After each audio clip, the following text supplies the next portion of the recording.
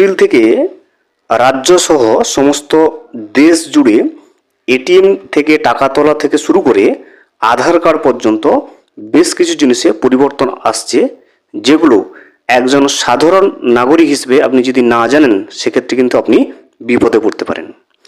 1 April থেকে কোন কোন বড় 5টি পরিবর্তন আসতে চলেছে সমগ্র দেশ জুড়ে, আজকের এই ভিডিওতে আমরা সেই বিষয়টি বিস্তারিতভাবে জেনে নেওয়ার চেষ্টা করব।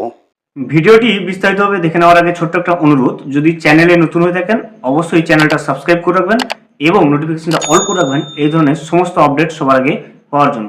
চলুন আজকের আপডেটটা আমরা বিস্তারিতভাবে দেখে নিই। এটিএম থেকে টাকা তোলা থেকে শুরু করে আধার পর্যন্ত 1 এপ্রিল থেকে এই 5টি বড় পরিবর্তন আসতে চলেছে।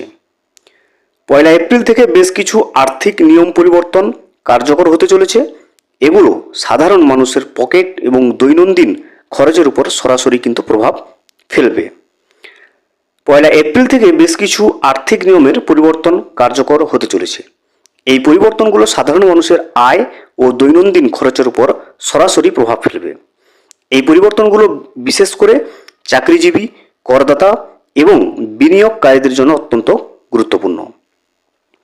এর মধ্যে pan card, HRA, credit card, আয়কর এবং ITR ফাইলিং সম্পর্কিত নিয়মাবলী অন্তর্ভুক্ত রয়েছে। চলুন নিয়মগুলো এক এক করে আমরা জেনে নিই। প্রথম দেখুন, 1 এপ্রিল থেকে প্যান কার্ড পেতে আধার কার্ডের পাশাপাশি অন্যান্য নথিপত্রেরও প্রয়োজন হবে।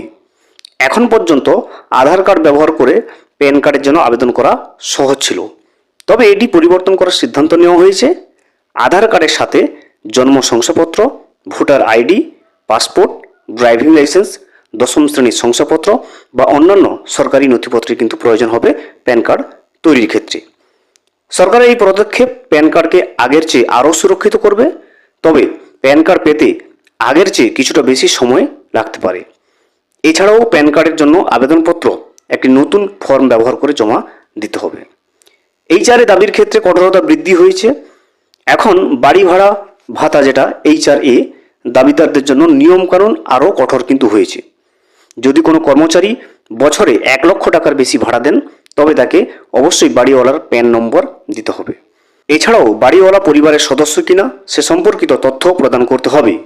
1 এপ্রিল থেকে এই উদ্দেশ্যে একটা পৃথক ফর্মের প্রয়োজন হবে। এই নতুন নিয়মগুলোর লক্ষ্য হলো মিথ্যা বা প্রতারণামূলক দাবি প্রতিরোধ করা। ক্রেডিট কার্ডের ক্ষেত্রে নিয়মের পরিবর্তন এসছে। আপনি যদি ক্রেডিট কার্ড ব্যবহার করেন তবে আপনার নতুন নিয়মগুলো জেনে নেওয়া উচিত।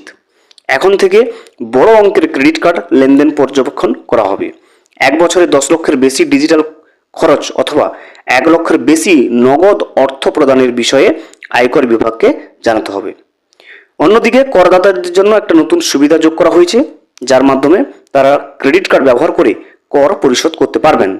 তবে এই বিকল্পটি ব্যবহার করলে অতিরিক্ত ফি লাগতে পারে, তাই অর্থ প্রদান করার আগে এর শর্তাবলী বুঝে নেওয়া জরুরি।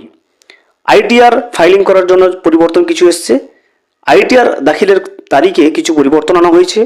নন অডিট ক্ষেত্রে ITR 3 এবং ITR 4 দাখিলের শেষ তারিখ কিন্তু 31শে অগস্ট করা হয়েছে। ITR 1 এবং ITR 2 এর আবেদনকারীরা কিন্তু 31শে জুলাই পর্যন্ত দাখিল করতে পারবেন। ATM থেকে টাকা তোলার নিয়মও কিছু পরিবর্তন করা হয়েছে। অনেক প্রধান ব্যাংক 1 এপ্রিল 2026 থেকে কার্যকর হওয়া তাদের ATM ও নগদ টাকা তোলার নিয়মকানুন সংশোধন করেছে।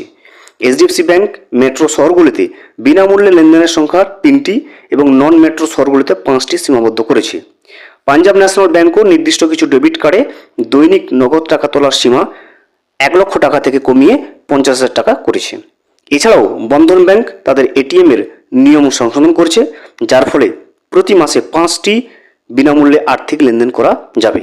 এরপর গ্রাহকদের কিন্তু আরও অতিরিক্ত ফি দিতে হবে। ভিডিওটি সম্পূর্ণভাবে দেখার জন্য অসংখ্য ধন্যবাদ। এখনও পর্যন্ত যদি চ্যানেলে নতুন হয়ে থাকেন এবং সাবস্ক্রাইব না করে থাকেন, অনুগ্রহ করে চ্যানেলটা সাবস্ক্রাইব করে পাশে থাকবেন।